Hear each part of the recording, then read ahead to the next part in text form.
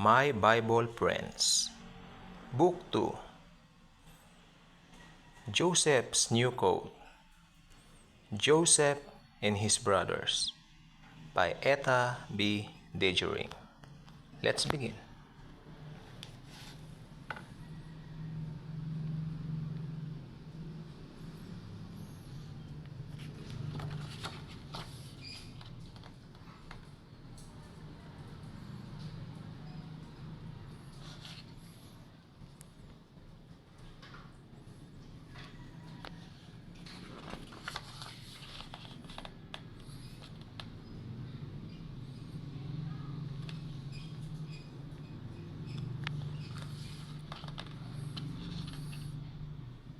Joseph's New Coat.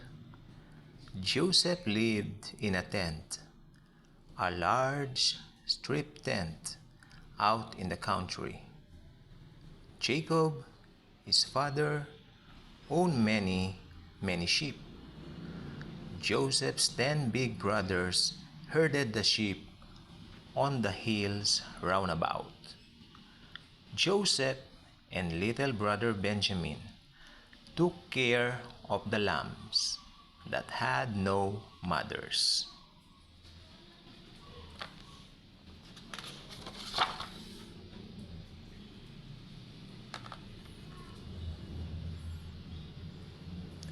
Joseph and Benjamin fed the lambs from little clay bowls.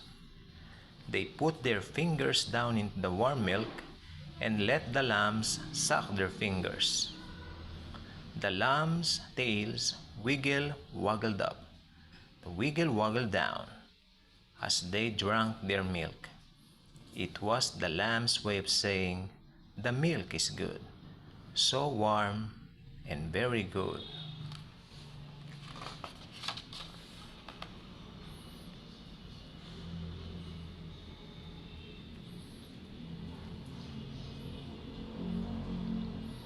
It was springtime. The days were sunny and warm, too warm for a coat. Joseph folded his coat neatly and put it away. He wouldn't need it until the chilly winds blew again. The sheep were too warm in their woolly coats. "Bah! Bah!" they called. "We want our coats off too."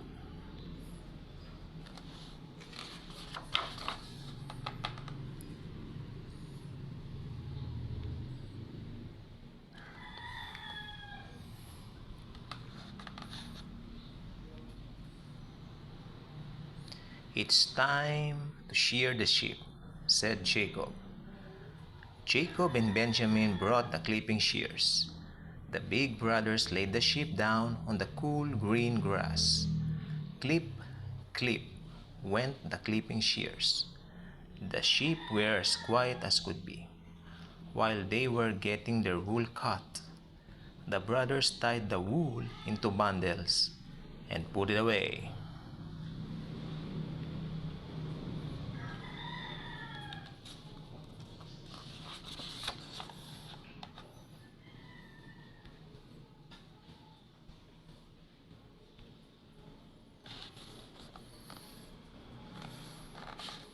The sheep looked different with their woolly coats off. The lambs didn't know their mothers. They ran here, they ran there. They cried, "Bah! Bah! Where's my mother?" But soon the mother sheep found their lost little lambs, just as Joseph and Benjamin knew they would.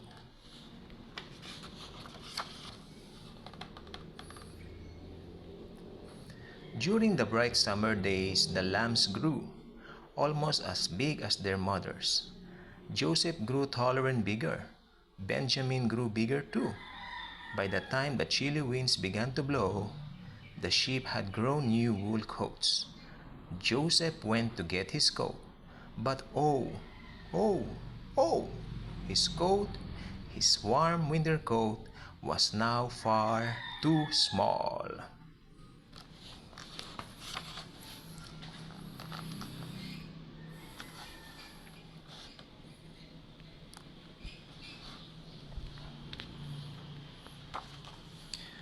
Go bring a bundle of sheep's wool, said Father Jacob. We'll make you a new coat, a coat of many, many colors. Joseph brought a bundle of wool. He brought the color pots. They colored the wool, red and yellow, purple and blue, orange and green, and some they made black.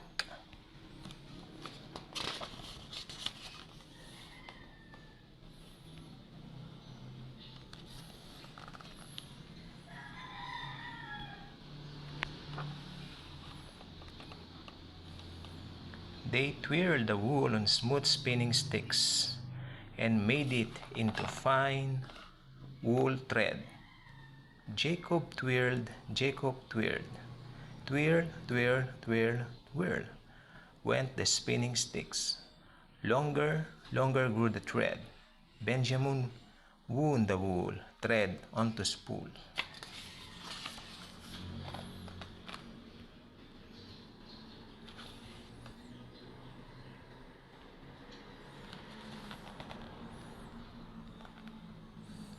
Joseph set up the weaving frame under a spreading oak tree. Up and down, up and down. Jacob wound the frame with the wool thread. Then, in and out through the threads, he wove a blue stripe. In and out went the weaving shuttle. Green stripes, purple stripes, orange stripes. Day after day, Jacob worked until Joseph's coat was just the right size.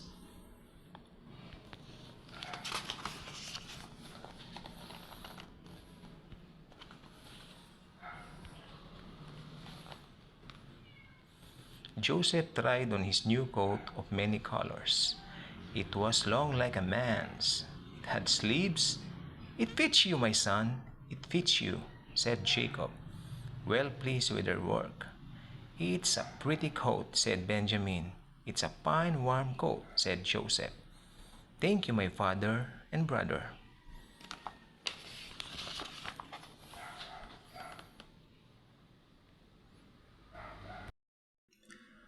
Joseph and his brothers. Joseph showed his new coat of many colors to his 10 older brothers. They said, "Our father never made us coats of many colors like this." The brothers were very angry. Very angry because of Joseph's new coat.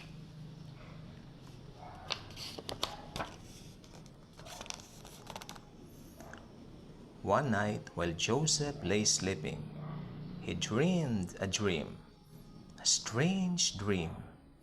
He dreamed he and his brothers were in the field tying sheaves of wheat. Suddenly, his sheep stood up straight and tall. His brothers' sheaves gathered around and bowed to his sheep. Joseph told his brothers the strange dream. They said, "Do you think we are going to bow down to you?" The brothers were very angry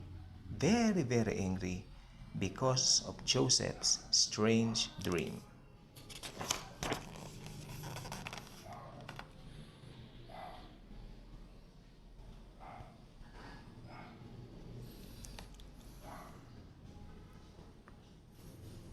Joseph's brothers went to a faraway place to find green grass for the sheep. When they had been gone a long time, Father Jacob said to Joseph, "Go, see if your brothers are well, and if it be well with the sheep." Joseph put on his coat of many colors. He said goodbye to his father. He said goodbye to his little brother Benjamin. Then he began the long, long walk.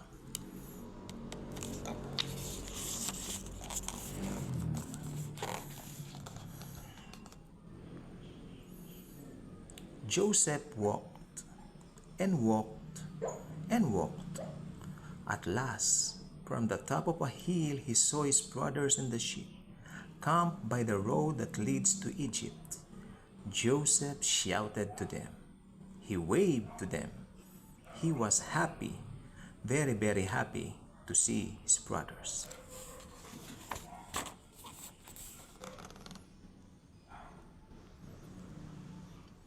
But Joseph's brothers were not happy to see him. They said, "There comes that dreamer." When he came near, they took hold of him. They pulled off his coat of many colors. They threw him into a deep pit. Joseph begged them to take him out of the pit and let him go home. But they paid no attention to his cries. They sat down and ate their lunch and didn't give Joseph even a crust.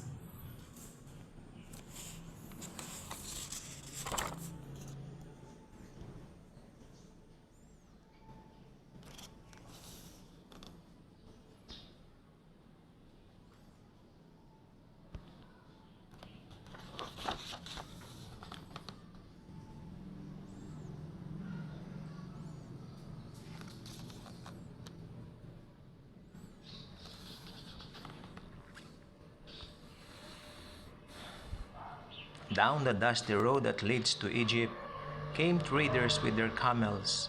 Said the brothers, "Let's sell Joseph to the traders." So they took Joseph up out of the pit and sold him for 20 pieces of silver.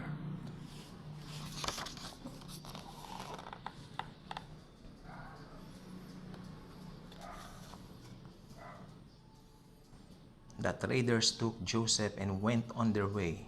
From the road, Joseph could see the hills where his father's tent was pitched. He knew Benjamin was there with his father. If only he could be there too. Joseph cried and cried and cried. Then Joseph stopped crying. He said, "I will be brave. The Lord will take care of me. That's for sure."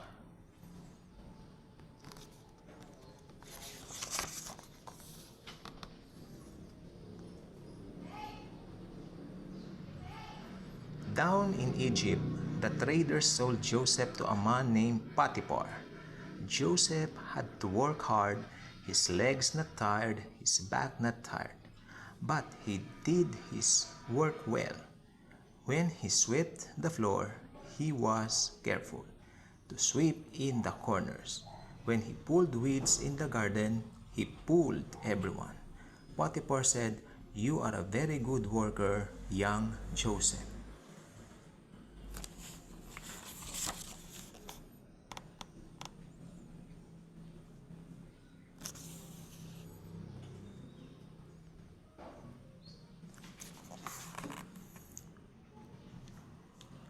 Joseph learned to talk like the people of Egypt. He wore clothes like the people of Egypt. He cut his hair like the people of Egypt. But there was one thing he would never do like the people of Egypt.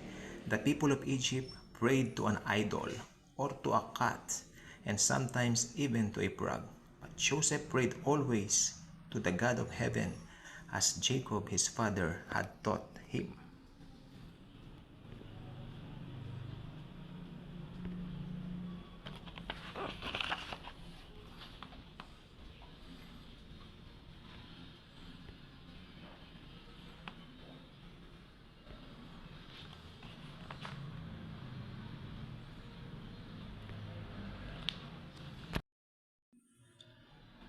Many years went by. Joseph grew to be a very wise man. Now it happened that the king of Egypt wanted a very wise man to build storehouses and to fill the storehouses with corn. The king said, "Where could I find a man wiser than Joseph? I will get Joseph to build the storehouses. I will have Joseph fill them with corn."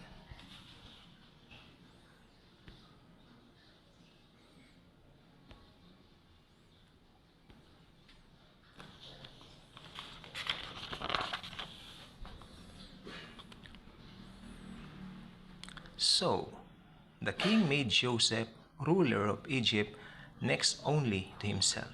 He said to the people of Egypt, "Whatever Joseph says to you, you must do." Joseph rode in a shiny chariot. He drove a team of prancing horses. Joseph built the storehouses for the king. He filled the storehouses with corn.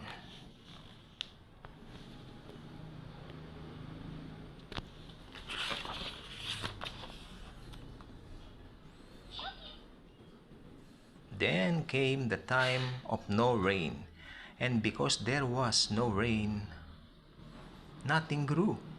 There was no corn for the people to eat, no corn for the cows or the horses too. The people cried to the king, "Give us corn or we die." The king said, "Go to Joseph, he will help you."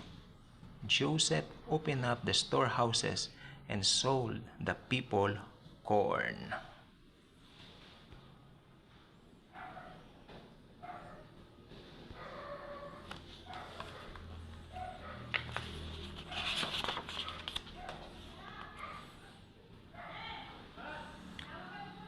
One day, Joseph saw 10 little donkeys with empty sacks on their backs coming toward the storehouse where he was selling corn. Beside the 10 little donkeys walked his 10 older brothers. The brothers didn't know Joseph, but Joseph knew them. He recognizes them. They bowed to Joseph with their faces to the ground. Joseph remembered his dream about the sheep.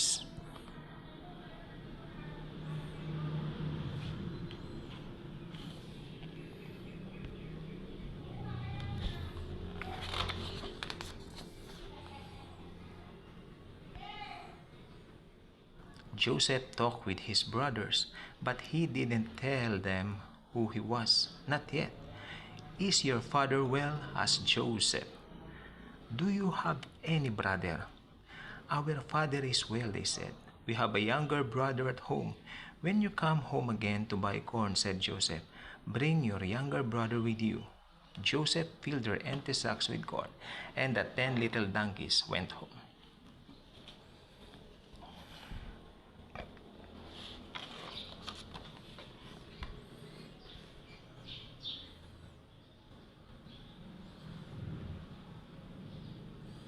The brothers came again to buy corn. This time Benjamin was with them.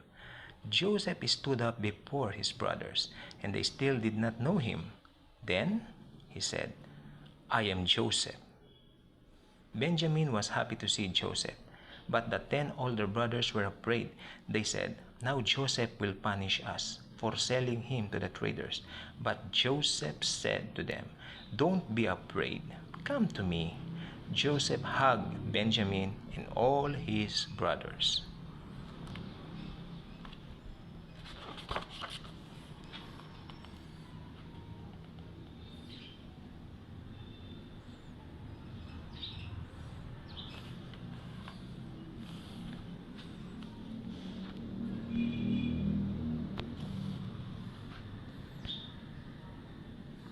Joseph's brothers were now good, kind men.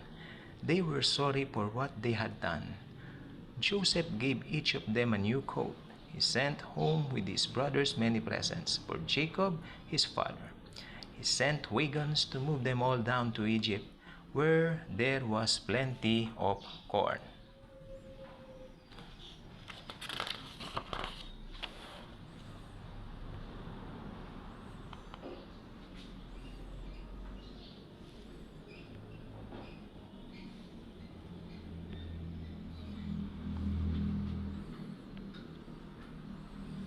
Joseph watched the road, and one day he saw the wagons he had sent, and the 10 little donkeys, and his brothers with his father's sheep, all coming down the road to Egypt.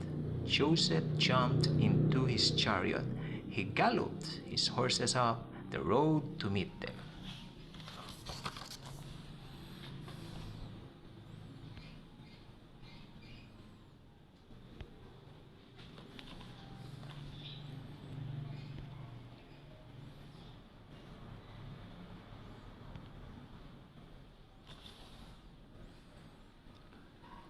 When Jacob saw Joseph coming, he climbed down from the wagon. Joseph jumped down from his chariot. He ran to his father and threw his arms around him. He hugged him and hugged him.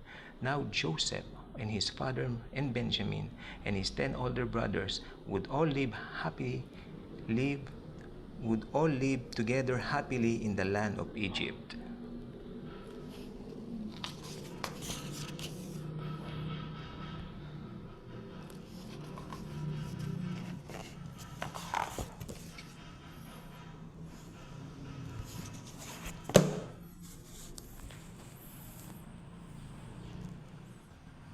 Thank you very much for joining me reading Book 2 of my Bible Friends, contained herein are Joseph's New Coat and Joseph and His Brothers. Again, this one is from Etta B. Dejoring. Thank you. That's always and forever. Jesus truly loves us all.